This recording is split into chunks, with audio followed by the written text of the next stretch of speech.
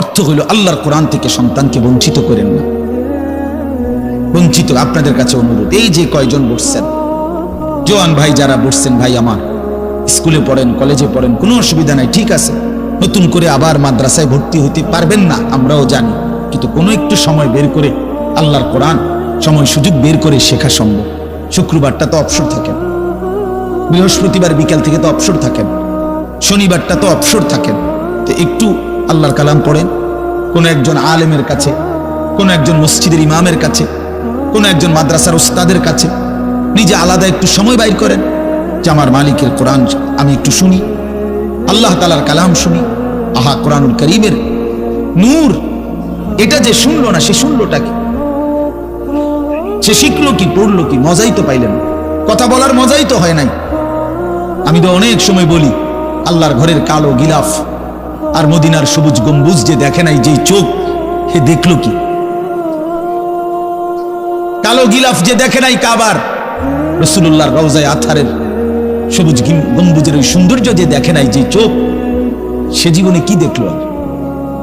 আমার একবার মক্কা শরীফে এক লোক উমরার সময়, বাংলাদেশি এক লোক দৌড়াইয়া আমার আয়েশা জড়াইয়া ধরছে, ধরাইয়া কাঁদা দিছে, বলছে হুজুর আমি আপনার এক কথার কারণে হজে আসছি, উমরায় আসছি।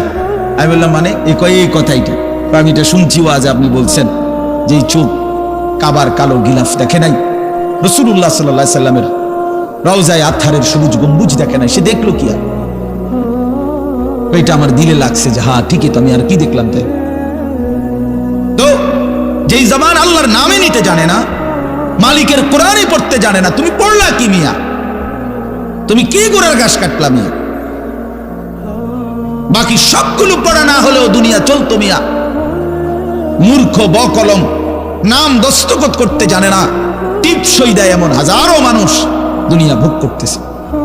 বাড়ি গাড়ি, নেতাগিরি, মাতবুরি, ক্ষমতা, দালান, বিল্ডিং, সবটা দুনিয়া ভোগ করছে, অথচ নামটাও সই দিতে জানে না। এমন নাই? বলেন না এমন নাই? তো সে কোন যোগ্যতায় দুনিয়া ভোগ করছে? সে কিভাবে দুনিয়া ভোগ করতেছে? যদি বলেন সে সমাজে তার কোনো মান সম্মান, আরে না মিয়া, বহুত নেতাদের মাতবর সমাজের, সে তো মূর্খ, টাকার জোরে ক্ষমতা দেখাচ্ছে, এমন মানুষ নাই? তো তাইলে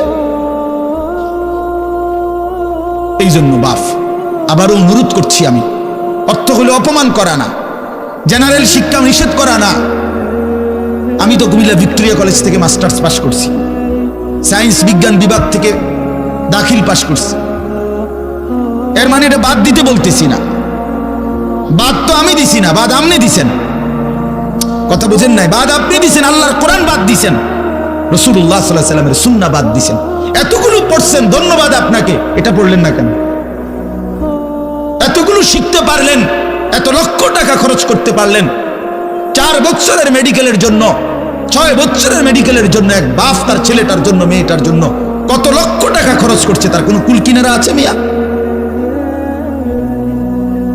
তো আপনি পড়ান, কোনো অসুবিধা নাই, কিন্তু আপনি আপনার বাচ্চাটাকে আল্লাহর কোরআন থেকে বঞ্চিত করলেন কেন? নামাজ থেকে বঞ্চিত করলেন কেন? 2টা সূরা পড়তে জানে না, একটা আত্তাহিয়াতু শুদ্ধ করে বলতে পারে না, একটা দোয়ায়ে কুনুত পড়তে জানে না। একজন মুসলমান বেটা, 40 বছর বয়স, লজ্জা থাকা উচিত বেটা, ওই বেটা শরম থাকা উচিত বেটা। কার জমিন খাইতেছ, কার আসমান ভোগ করছো, কার দুনিয়া ভোগ করতেছ? এত বড় মালিকের আসমান ও জমিন ভোগ করে সেই মালিকের সেজদাটাও ঠিক মতো দিতে জানে না, সেই মালিকের নামটাও পড়তে পারে না। এর চাইতে লজ্জার কি হইতে পারে বলেন বাবা? অপমান কি হইতে পারে? আল্লাহ আমাদেরকে বিবেক দান করেন, আল্লাহ আমাদেরকে বিবেক দান করেন। বিবেক থাকা চাই, বিবেক থাকা চাই। কোরআনুল কারীমের মধ্যে আছে, আল্লাহ তাআলা বলছে, একটা সাংঘাতিক কথা আছে কোরআন শরীফে, ফাবিআইয়ি হাদিসিন বা'দাহু ইউমিনুন।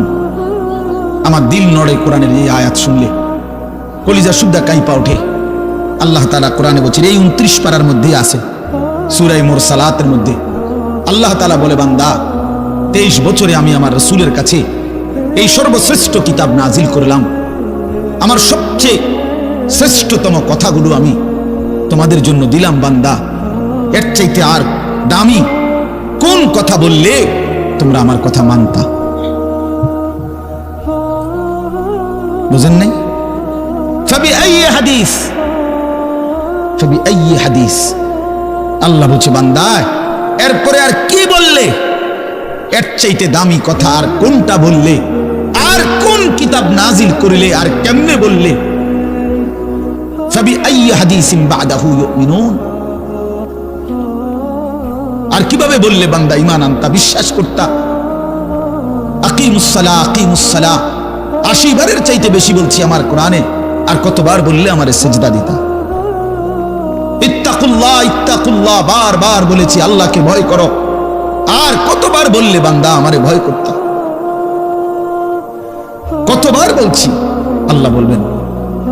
রাসূলুল্লাহ সাল্লাল্লাহু আলাইহি সাল্লাম বাপ আমার, বন্ধু আমার, নওজোয়ান সাথী আমার, মনে রাখবেন, বিশ্বাস করেন, রাসূলুল্লাহ সাল্লাল্লাহু আলাইহি সাল্লাম হাসরের ময়দানে অসংখ্য উম্মতকে জিজ্ঞেস করবে।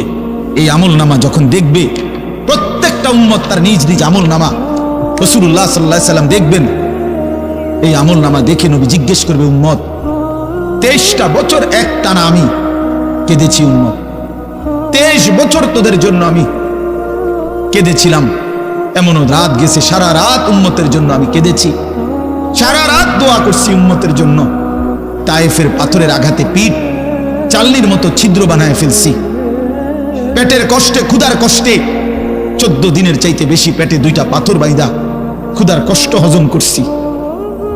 উহুদের দান দান শহীদ করা রক্তে আমি বেহুশ হয়ে আমি পড়েছিলাম। সেই নবী আমি আর কত কাঁদলে, আর কত রক্ত ঝরাইলে উম্মত তুমি আমার কথা মনে করতা,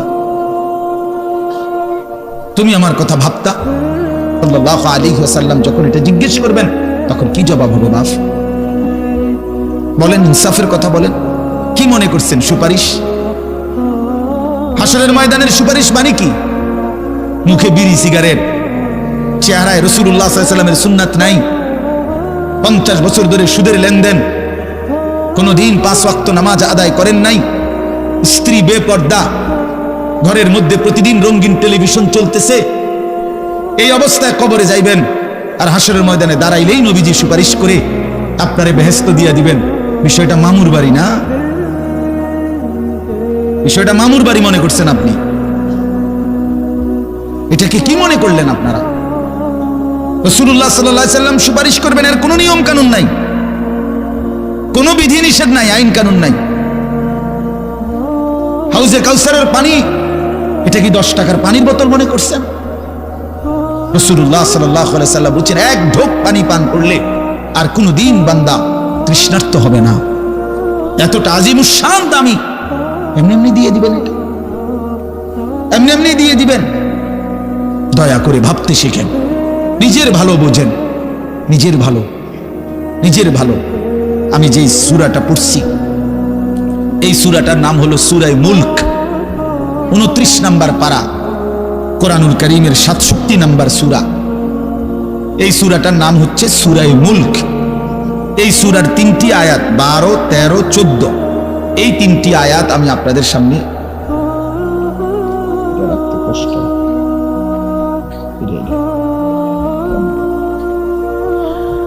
এই 3টি আয়াত আমি তেলাওয়াত করছি। এই আর অল্প একটু সময়ের মধ্যে আমি আপনাদের সামনে এই 3টা আয়াতকে সামনে রেখে কয়েকটা আর কথা বলতে চাই। প্রথম কথা, আপনারা রাগ হইয়েন না আমার, আমি আপনাদেরই অঞ্চলের মানুষ, এখন আপনারাও আমার, আমিও আপনাদের। আল্লাহর কোরআন শিখেন। আমার কথা হলে আমি বলি না যে সবাই সব জেনারেল পড়া বন্ধ করে দেন, অর্থগুলো আপনি একটু সময় বাইর করেন। কথা, যারা চাকরি করেন, ব্যবসা করেন, বুড়া মানুষেরও অনেক, বয়স্ক লোক কইলে হুজুর না আর কইয়া লাভ নাই, এই বয়স না নাই, বিড়ি খাই না বয়স আছে। হ্যাঁ মাশাআল্লাহ, বিড়ি খাইতে কইলে সাদওয়ানে গপ মারুন না, বয়স ঠিকই রয়েছে। হ্যাঁ, এখনো টেলিভিশন 3 ঘন্টা চাইতে কইলে মাশাআল্লাহ কাকুর শরীরে বল আছে। মানুষের বেডির নাচ দেখবো, এতে কোনো লজ্জা শরম নাই। দুনিয়া ভোগ করতে বললে, ভাত খাইছে মাত্র, এখন যদি বলেন আবার আপেল খাবেন নি, হদ পেঁয়াজু খাবেন নি, চা দোকানে গেছে আর আবার খাবে। দুনিয়া পুরাটা ভোগ করবে, 90 বছরেও দুনিয়া ফুরায় না, 90 বছরেও আখেরাত মনে পড়ে না। আফসোসের ব্যাপার মিয়া। আল্লাহ বলছে কোরআনে, আলাম ইয়ানি লিল্লাযীনা আমানু আন তাখশা কুলুবুহুম লিযিকরিল্লাহ। এই আমার ইমানদার বান্দা, আমায় আল্লাহর ভয়ে, আমার স্মরণের জন্য, আমার বন্দেগীর জন্য তোমার দিলটা নরম হওয়ার সময় আজও কি হয়নি বান্দা? 365 দিনে খোদার একটা বছরে যে কোনো দিন ফজরের নামাজ পড়লা না যুবক, তোমারে যেন আল্লাহ ডেকে বলে, হায় বান্দা, তাহলে কি আর কোনো দিন নামাজ পড়বা না? 30 বছর ধরে যে কোনো দিন সুদের লেনদেন ছাড়লেন না, হারাম রোজগার করেই গেলেন, আল্লাহ তাআলা যেন ডেকে বলে, বান্দা, তাহলে এই নাফরমানি কি আর কোনোদিন ছাড়বা না বান্দা? সিদ্ধান্ত নিয়ে ফেলছো তাইলে আজীবন সুদের উপরেই থাকবা, আজীবন মিথ্যার উপরেই থাকবা, তাহলে কি বান্দা এই ফয়সালা নিয়ে ফেলছো? আজীবন কাস্টমার ঠকাইয়েই যাইবা, ওজনে কমই দিয়ে যাবা, তাহলে কি এই ফয়সালা নিয়ে নিছো তোমার বিবি আজীবন বেপরদাই থাকবে? তোমার ঘরে অহরহ প্রতিনিয়ত রঙিন টেলিভিশন চলবে নিয়মিত, এই ফয়সালা তোমার? ঠিক আছে বান্দা, কুলু ওয়া তামাত্তাউ কালিলান ইন্নাকুম মুজরিমুন, কোরআন শরীফের আয়াত। আল্লাহ বলছে, নাফরমান বান্দা, খাও, দুনিয়া ভোগ করো কিছুক্ষণের জন্য, শুধু মনে রেখো ইন্নাকুম মুজরিমুন, তুমি কিন্তু পাপী। এই কথাটা শুধু মনে রাখো, বাকিটা পরে হলো, ভাত খাও। হ্যাঁ হ্যাঁ, কোরআন শরীফের আয়াত এটা, কুলু ওয়া তামাত্তাউ কালিলান ইন্নাকুম মুজরিমুন। আল্লাহ যেন বলে 8টার সময় যেই নাফরমান নাস্তা খাইতে বসে, আল্লাহ বলে, বান্দা খা, কোনো অসুবিধা নাই, শুধু মনে রাখিস বেঈমান, ফজরের নামাজ পড়ো নাই, কথাখান শুধু মনে রাখো, পরে হইব অন খাও। রাত 10টা বাজে যেই নাফরমান ভাত খাইতে বসছে, আল্লাহ তাআলা যেন ডাক দিয়ে বলছে, বেঈমান খা, ভাত খা, খানা আমি আটকাইতাম না, শুধু মনে রাখিস এশার নামাজ পড়স নাই, ভাত খা বেঈমান, খানা আটকাবো না, খানা আমি জন্তু জানোয়াররাও খাওয়াই, তোরে খাওয়াবো না কেন? খানা আমি কুকুর বিড়ালরেও খাওয়াই, খানা আমি গরু ছাগলরেও খাওয়াই, তোরে দেব না কেন? বান্দা খা, শুধু মনে রাখবি, ইন্না আ'তাদনা লিল কাফিরিনা সালাসিলা ওয়া আগলালাম ওয়া সাইরা। আল্লাহ বলে, প্রতিটা নাফরমানের জন্য আমি রেডি রাখছি আগুনের শিকল এবং আগুনের বেড়ি এবং জাহান্নামের আগুন। 1 নাম্বার 70 জিরাআন, 70 হাত লম্বা আগুনের শিকল দিয়ে জাহান্নামীকে হাসরের ময়দানে আল্লাহর ফেরেশতা বাঁধ দিবে। 1 2 নাম্বার 2টা হাত, দোস্ত দেখেন শুধু আমার দিকে, সূরা ইয়াসিনে আছে, ইন্না জাআলনা ফি আ'নাকিহিম আগলালান ফাহিয়া ইলাল আদকানি ফাহুম মুকবাউন। এটার অর্থ হলো এই যে হাসরের ময়দানে প্রত্যেকটা পাপী নাফরমানকে ফেরেশতা 2 হাত আলগি দিয়া এইভাবে ঘাড়ের সাথে বাঁধ দিয়া ধইরা, এই 2 থুতনির নিচে 2 হাত এভাবে দিয়া এইভাবে বাঁধ দিয়া, আল্লাহর কসম, রব্বে কাবার কসম করে বললাম, এইভাবে বাঁধ দিবে। আর কোনদিন বেঈমান চোখটাও নিচের দিকে নামাইতে পারবে না, কারণ এই থুতনি তো উঠাই দিছে উপরের দিকে, এটা দিয়ে ঠেলা দিয়া। এটা অর্থ হলো আগলালাম। এই আয়াতের সূরা ইয়াসিনের এই আয়াতের অর্থ এটাই, ইন্না জাআলনা ফি আ'নাকিহিম আগলালাম। আল্লাহ বলছে, বান্দা আমি দেখাবো। আল্লাহ ডাক দিয়ে বলে, ভাই আমারও তোমারও, জওয়ানকেও বুড়োকেও। আল্লাহ বলে, বান্দা কি মনে করছো আমি রহমান না? ঠিক আছে, তুমি কি এটা শুনো নাই আমি যে কাহ্হার? তুমি তো শুনছো আমি রাহিম, তুমি কি শুনো নাই আমি জব্বার? আমি যুনতিকাম, আমি প্রতিশোধ গ্রহণকারী, আমি সারিউল হিসাব, দ্রুত হিসাবকারী, আমি জব্বার, আমি প্রবল প্রতাপান্বিত, কাহ্হার, আমি মুতাকাব্বির, আমি বারি। তুমি জানো না আমার একটা নাম শুনলা, আমার দয়ার নামটা শুনলা, আমি যে শাস্তি দেব সেটা শুনো নাই? কি ভাইয়া, কোরআনুল কারীমের মধ্যে জান্নাতের বর্ণনা যেমন আছে, জাহান্নামের বর্ণনা নাই? কথা বলেন না কেন? তো সেগুলো কার জন্য? সেগুলো কার জন্য? মা সালাকাকুম ফি সাকার ক্বালু লাম নাকু মিনাল মুসাল্লিন। একবার সোজা বাংলা দেখেন, জাহান্নামী জাহান্নামে চিৎকার করবে, জাহান্নামের ফেরেশতা ডাক দিয়ে বলবে, বেঈমান জাহান্নামে কেন আসলি? ক্বালু লাম নাকু মিনাল মুসাল্লিন। নাফরমান বলবে, বন্ধু ফেরেশতা ভাই, আমি দুনিয়াতে নামাজি ছিলাম না। কি ছিলাম না? সরাসরি কোরআনের আয়াত। আল্লাহ বলেন ওয়াইলুন ইয়াউমাইদিল লিল মুকাদ্দিবিন, সমস্ত মিথ্যাবাদী নাফরমান পাপীদের জন্য সেদিন জাহান্নাম। যদি বলেন কেমন নাফরমান মাওলা, আল্লাহ বলেন ওয়াইদা কিলা লাহুমুর কাউ লা ইয়ারকাউন, দুনিয়ায় এই নাফরমানকে যতবার বলা হয়েছিল রুকু করতে, সেজদা করতে, নামাজ পড়তে, বেঈমান নামাজ পড়ে নাই, এজন্য জাহান্নাম। কোরআনুল কারীমে আল্লাহ বলছেন কাল্লা ইদা বালাগাতিত তারাকি, নাফরমানের মৃত্যুর সময় যখন আসবে, মালাকুল মউত আজরাইল তারে যখন ডাক দিবে, আইয়াতুহান নাফসুল খাবিসা, প্রতিটা পাপী নাফরমানের জান কবজের সময় আজরাইল যখন ডাক দিয়ে বলবে, হে খবিস আত্মা বের হ, উখরুজি বের হ, আত্মাটা বের হতে চাইবে না। আল্লাহর নবী বলেন কসম বাবা, নবীজি বলে মালাকুল মউত আজরাইল খপ করে ধইরা কলজা থেকে রূহটা একটা টান দিয়া ছিঁড়া ফেলবে, একটা টান দিয়া ছিঁড়ে ফেলবে। এরপরে রূহটা কণ্ঠনালীর কাছে এসে আটকায় যাবে। কাল্লা ইদা বালাগাতিত তারাকি, তারাকি মানে কণ্ঠনালী, ফালাউলা ইদা বালাগাতিল হুলকুম ওয়া আনতুম হিনা ইদিন তানজুরুন, এটার অর্থ এটাই। হুলকুম মানে কণ্ঠনালী, বের হতে চাইবে না রূহ। আজরাইল তখন ধরে টাইনা হেসরাইয়া ছিঁড়া ছিন্ন ভিন্ন করে বেঈমান নাফরমানের কলজা ছিঁড়া ফেলবে, রূহ ছিঁড়ে ফেলবে, এরপরে শরীর থেকে বের করে নিয়ে আসবে। আরে বন্ধু, এই কোরআনে আছে, আল্লাহ নিজে বলছে এমন নির্মম মৃত্যু হলো কেন, এই নাফরমানের মউত এত কঠিন হলো কেন, তার কলজা ছিঁড়া ফেলছে, রূহ ছিঁড়ে ফেলছে, এমন মৃত্যু হলো কেন? আল্লাহর কসম বাপ আমারও বলি, আপনারও বলি, আল্লাহ কোরআনে সরাসরি বলছে এমন ভয়ানক মৃত্যু হলো কেন, ফালা সাদ্দাকা ওয়ালা সাল্লা, কারণ এই নাফরমান আমি আল্লাহর কথায় বিশ্বাস করে নাই, ওয়ালা সাল্লা, এবং নামাজ পড়ে নাই, নামাজ পড়ে নাই, নামাজ পড়ে।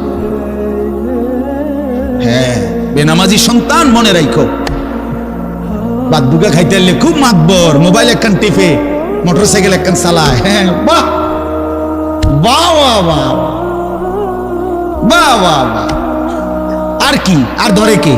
আমার একটা মোটরসাইকেল আছে, আমার একটা মোবাইল আছে, আমার কিছু বন্ধু আছে যারা আমার সারাক্ষণ অসৎ সঙ্গ দেয়।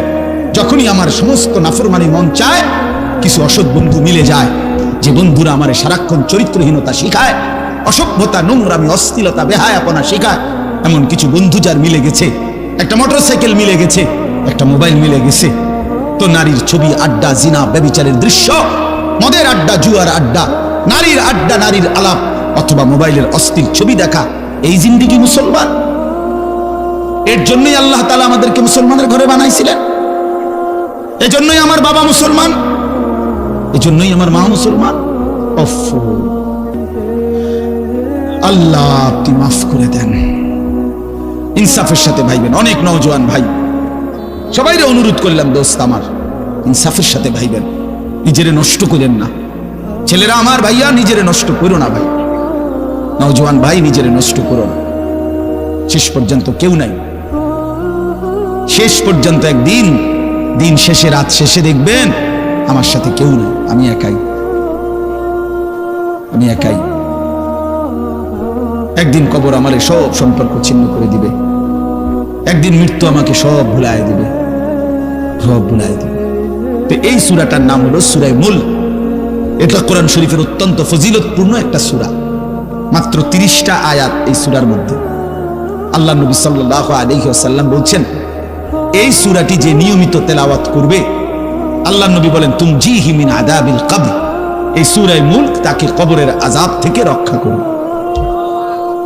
এটাই সূরার ফজিলত। এজন্য আলহামদুলিল্লাহ উলামায়ে কেরাম, আমাদের মাদ্রাসাগুলোর তালিবে ইলম এবং আল্লাহওয়ালা বুজুর্গানে দ্বীন সব সময় রাত্রিবেলা ঘুমের আগে আগেই এই সূরা মুলক তেলাওয়াত করে। 4-5 মিনিট সময় লাগে, কিন্তু এই সূরার বড় ফজিলত হলো, আল্লাহ নবী সাল্লাল্লাহু আলাইহি সাল্লাম বলেন, এই সূরা কবরের আযাব থেকে রক্ষা করবে, কবরের আযাব থেকে রক্ষা করবে।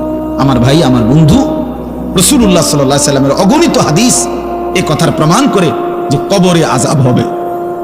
হাসরের আযাব তো আছেই, জাহান্নামের আযাব তো আছেই, কবরেও আযাব হবে। মেন বিচার তো হবে হাসরের ময়দানে, তার আগেই আযাব হবে কবরে।